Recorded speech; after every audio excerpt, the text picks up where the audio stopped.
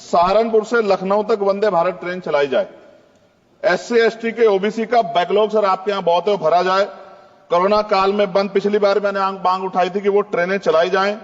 और प्रमोशन में भी SC ST OBC के कर्मचारियों के साथ भेदभाव होता है, इसको रोका जाए। मैंने पिछली बार लोको पायलटों की मांग उठाई थी कि उनको जो है 2 रात को 2 दिन ड्यूटी करने के बाद फिर ड्यूटी कराई जाती है, और वो लोग जो है फिर कई बार कई घटनाएं ऐसी घटती हैं कि एक नींद की झपकी लगी और एक्सीडेंट हो गया, और सारा दोष आपकी तरफ आता है। तो अभी ये दिल्ली में भी एक घटना घटी और कई सारी ऐसे ट्रेन घटना घटती है। इसके लिए मैं आपको नहीं दोषी मानता, लेकिन मैं कहता हूं कर्मचारियों को उस तरह की सुविधा मिलनी चाहिए कि वो जब वो ड्यूटी करें तो अपने आप को परफेक्ट महसूस करें।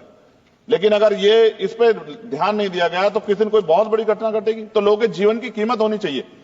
ये इसमें रेलवे में अमीर भी सफर करता है, गरीब भी करता है, लेकिन अमीर के साथ अगर कोई हादसा होता तो वो चर्चा होती, गरीब के साथ हादसे की चर्चा नहीं होती।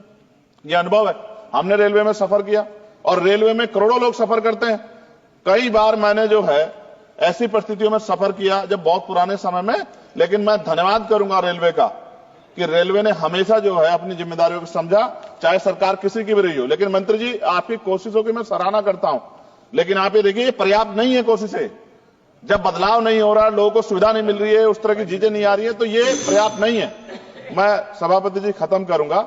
एक आउटसोर्सिंग रेलवे में बहुत हो रही है सर, और आउटसोर्सिंग की वजह से SC ST OBC और अब EWS के बच्चों को जो है आरक्षण का लाभ नहीं मिलता। आप चेक करा लो, करोड़ों लाखों नौकरियां होंगी उस पे, ठेकेदारी पे, आउटसोर्सिंग पे। और जब सरकार कहती है सबका साथ सबका विकास, तो आप मेरा ये सवाल है कि जब इन लाखों नौकरियों में रिजर्वेशन का पालन नहीं हो रहा, जबकि DOPT गाइडलाइन है, तो फिर मैं क्यों ना मानूं कि सरकार नहीं चाहती कि SC ST OBC और EWS जो हैं, जो सामान्य जाति गरीब बच्चे, उनको जो आरक्षण के लाभ से वंचित करने का काम सरकार कर रही है। ये क्या सही है?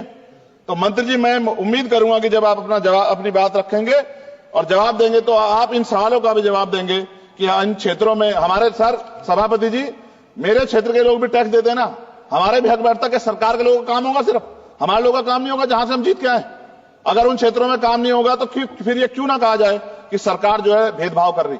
इसलिए मैं माननीय मंत्री से मांग करूंगा, एक मांग इन्होंने मेरी पूरी भी की थी पिछली बार जब बेगमपुरा ट्रेन में सफाई की व्यवस्था करा के इन्होंने दी थी, मैं इसके लिए धन्यवाद करता हूं। जी समाप्त कीजिए आप जी। समाप्त कर रहा हूं, मगर मैं मंत्री जी से कह रहा हूं कि सर हमारे यहाँ जो समस्याएं जो ये जेन्युइन समस्याएं, हम इनसे दिन रोज 2-4 होते हैं और जनता हमसे उम्मीद करती है कि हम इस बात को उठाएंगे तो उसका, मगर मुझे ये भी जवाब दे दीजिएगा कि ये जो उठाई जाती है इसका कोई फर्क भी पड़ता है, सरकार पे नहीं पड़ता, या सरकार सिर्फ इसको, सर मैं खत्म कर रहा हूं सर, लास्ट 30 सेकंड में खत्म कर दूंगा।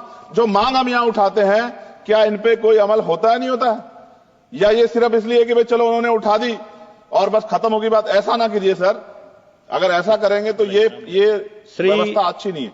मैं आपका धन्यवाद दूंगा सभापति जी, और मंत्री से आग्रह करूंगा कि हमारी बात को माना जाए। धन्यवाद।